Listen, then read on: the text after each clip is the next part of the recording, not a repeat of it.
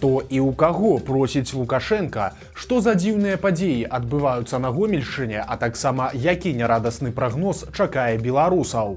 Вітаем, сябры! Гэта наша Ніва і зараз мы ўсё вам раскажам. Страшныя цацкі і сумныя прагнозы. Гэтымі днямі Лукашенка знаходзіцца ў сталіцы Казахстана Астане, дзе выступае на форуме краін АДКБ. Праўда, у сваёй афіцыйнай прамове ён зацягнуў ужо звыклую песню. Кепскі захад, паўсюль пагрозы, ва ўсім вінаватыя Злучаныя Штаты, ну і гэтак далей. А таксама ён падзяліўся і сваімі страшнымі прагнозамі на будучыню. Искусственный интеллект, который все чаще используют для планирования решения военных задач. Имея способность к самообучению, этот инструмент может погубить человечество, если его выпустить из-под контроля. Але ж у неафіцыйнай частцы Лукашенка, як гэта часта бывае, не стрымаўся і прагаварыўся пра новую страшную цацку, якую ён вельмі хоча займець. Гаворка ідзе пра расійскую балістычную ракету «Арэшнік», якой нядаўна акупанты білі па ўкраінскім Дняпры. Лукашенка, па яго ўласных словах, ужо просіць у расіян, каб такія ракеты перадалі і ў Беларусь. Я тут старшему брату пошутил, говорю, места готовы дислокации, когда? Подумаем.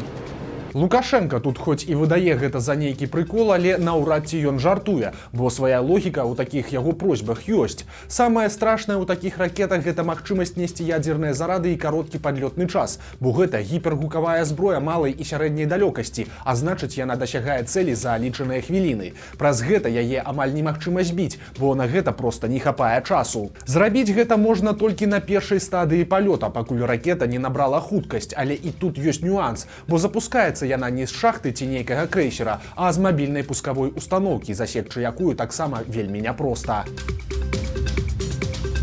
Пакуль Лукашенка падлашчваецца пад свайго так званага старэйшага брата, падначаленыя апошняга перапісваюць беларускую гісторыю. У распараджэнне беларускіх журналістаў-расследавальнікаў бюро медыа трапілі копіі расійскіх аналітычных запісак за 2022-2024 гады. Яны прысвечаныя гістарычнай палітыцы Беларусі і падрыхтаваныя расійскім інстытутам стратэгічных даследаванняў. Гэты інстытут, ці дакладней аналітычны цэнтр, працуе пры адміністрацыі расійскага прэзідэнта і дапамагае федэральным органам фармаваць дзяржаўную палітыку ў сферы нацыянальнай бяспекі.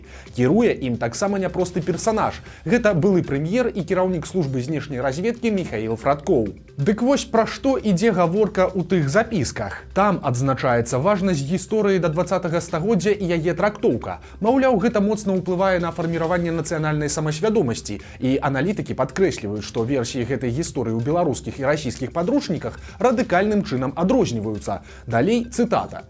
У інтарэсах Расіі ёсць фарміраванне гістарычнай самасвядомасці беларусаў як прадстаўнікоў адной з рускімі цывілізацыі, а не як тых, хто жыве паміж усходам і захадам. Канец цытаты. Гэты расійскі інстытут нават падрыхтаваў падрабязную інструкцыю, як гэтага дабіцца, а некаторыя з пунктаў ужо рэалізаваныя на практыцы. Так, напрыклад, у 2023 годзе быў створаны экспертна-кансультацыйны расійска-беларускі савет па гісторыі, а ў 2024 годзе з'явілася і міждзяржаўная камісія па гісторыі, мэта якой якраз абмяркоўваць змест школьных падручнікаў, канцэпцый музейных экспазіцый і гэтак далей. Сёлета ў расійскіх і беларускіх студэнтаў з'явіўся адзіны падручнік па гісторыі саюзнай дзяржавы. У далейшых планах самім рыхтаваць спецыялістаў па гісторыі Беларусі і адкрываць навуковыя і аналітычныя цэнтры для іх далейшага працаўладкавання. Апроч таго, расіяне хочуць фінансаваць спецыялізаваныя выданні і грамадска-інфармацыйныя праекты ў Беларусі, якія будуць прасоўваць патрэбныя ідэі і наратывы, а таксама пашыраць працу з беларускімі гісторыкамі-заходнерусістамі і падтрымліваць іх грантамі. Называюцца нават імёны.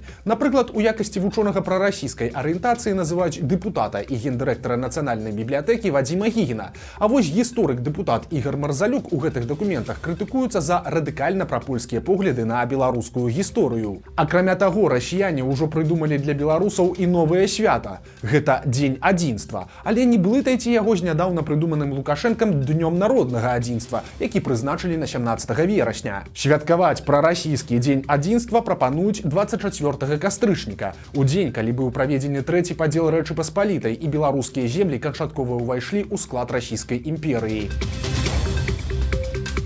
Апошнім часам у Беларусі кожны дзень адбываюцца дзве рэчы. Ідуць затрыманні за палітыку і даражэе даляр. І калі першай бяды большасць насельніцтва яшчэ можа пазбегнуць, то другая закранае абсалютна ўсіх. Асабліва актыўна даляр пайшоў уверх з 11 лістапада, і цяпер ён афіцыйна каштуе 3 рублі 59 копеек. Але многія банкі прадаюць гэтую валюту ажно за 3 рублі і 70 копеек, а ўчора сям-там сустракаўся продаж і за 3,90. Прычыны мы ўжо агучвалі. Галоўнае гэта прывязка беларускага рубля да расійскага, які цяпер моцна ўпаў праз санкцыі і праблемы з продажам нафты. Ці будзе лепш, не факт, але гэта залежыць ужо нават не ад Лукашэнкі.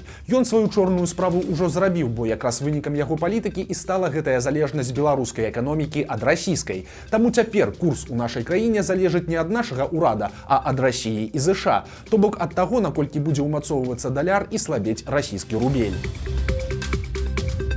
Дарэчы, на хістанне рубля рэагуюць не толькі камерсанты, але і царква. Праваслаўныя храмы падобна рыхтуюцца абнавіць свае тарыфы. У рэдакцыю нашай Нівы трапіў адпаведны дакумент. Гэта папера з рэкамендацыямі па памеры ахвяраванняў у праваслаўных цэрквах. Тое, што дакумент выглядае падобным да сапраўднага, нам пацвердзілі дзве крыніцы з беларускага праваслаўнага асяроддзя. Гэты дакумент складзены спецыяльнай камісіяй мінскай мітраполіі, у якую ўваходзяць 4 епархіі: мінская, барысаўская, маладзечанская і слуцкая.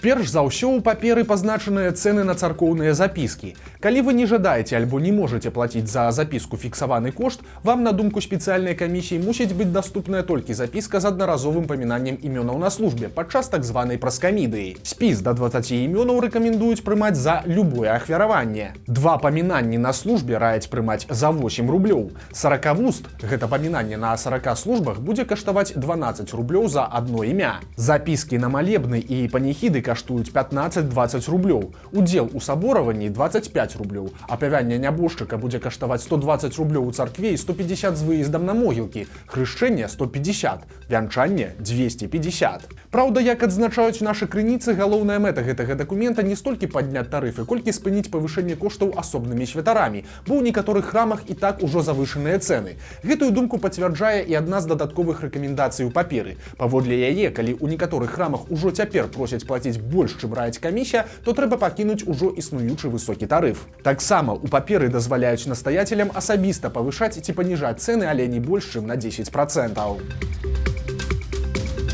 Трагічныя навіны. У Асіповіцкім раёне пара пенсіянераў замерзла да смерці па дарозе з крамы. Целы 70-гадовага мужчыны і яго 58-гадовай сяброўкі знайшоў на лясной дарозе мясцовы трактарыст. Аказалася, што парачка пайшла ў суседнюю вёску ў краму, але назад так і не вярнулася. Экспертыза паказала чакана сумны вынік, і мужчына і жанчына былі пад градусам. Таксама бяда здарылася і пад Віцебскам. Там адбыліся ажно 2 страшныя аварыі. У першым выпадку машына, якую буксіраваў знаёмы на іншым аўто, раптам выехала на сустрэчку і сутыкнулася з іншым аўто, кіроўца якога загінуў на месцы. У другой гісторыі пажылы кіроўца не справіўся з кіраваннем і таксама вылецеў на сустрэчную паласу.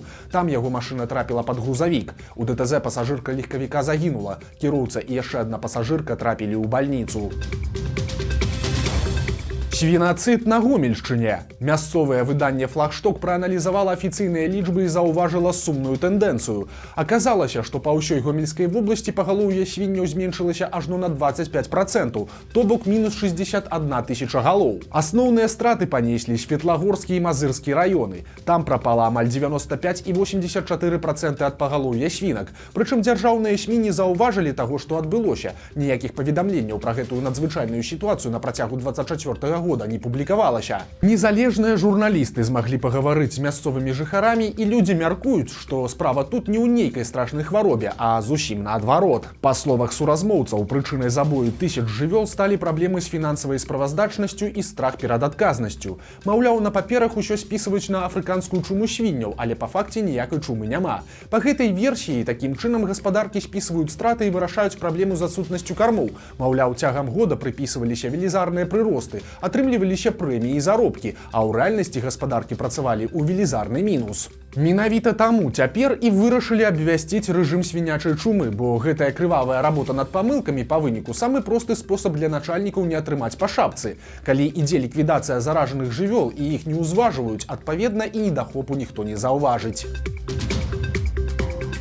Разварочваецца сапраўдны крымінальна-палітычны трылер з удзелам беларуса. Аказалася, што сын беларускага афіцэра КДБ стаў наймітам для разборак расійскага антыпуцінскага алігарха. Калі коротка, то гісторыя такая. Апошнім часам на некаторых расійскіх апазіцыянераў і іх блізкіх нападалі невядомыя. Адбывалася гэта па ўсім свеце, і ў Літве, і нават у Аргенціне. Заказчыкам называлі расійскага мільярдэра Леаніда Неўзліна, які даўно жыве за мяжой і выступае супраць Пуціна. Цяпер жа стала вядома, што ў справе замешаны і беларус. Гэта 36-гадовы Віктар Павелка, якога называюць пасярэднікам паміж заказчыкамі і выканаўцамі. Прасцей кажучы, па адной з версій, менавіта Павелка наймаў хуліганаў, каб яны збівалі няўгодных алігарху апазіцыянераў. Пра самога Павелку інфармацыі няшмат, але вядома, што ў 22-м годзе яго ўжо судзілі ў Польшчы па справе аб махлярстве і адмыванні грошай. Адной з 17 абвінавачаных тады стала вядомая ў Польшчы тэлевядучая Марцэліна Завадская, якую звязвалі з Павелкам рамантычныя стасункі.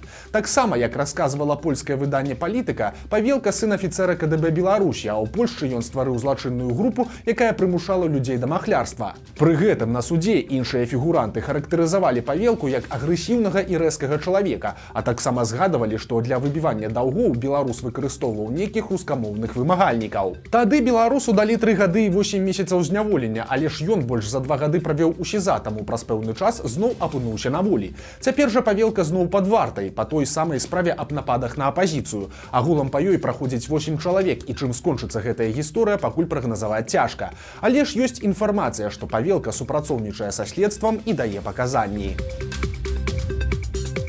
Замест навагодняга настрою беларуская міліцыя. Мінчук пракаціўся па сталіцы на дарагім мерседесе, які быў цалкам упрыгожаны святочнымі гірляндамі. Праўда, калі відэа гэтых пакатушак убачылі беларускія даішнікі, то навагодняй атмасферай яны не пранікліся. Беларускія сілавікі хуценька знайшлі кіроўцу і замест віншаванняў з наступаючым уручылі яму парачку адміністратыўных пратаколаў.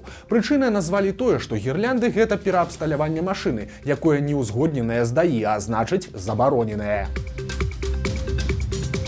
Вось такія навіны чацвярга. Падпісывайцеся на канал, стаўце лайкі альбо дызлайкі і выказвайце заўвагі ў каментарах.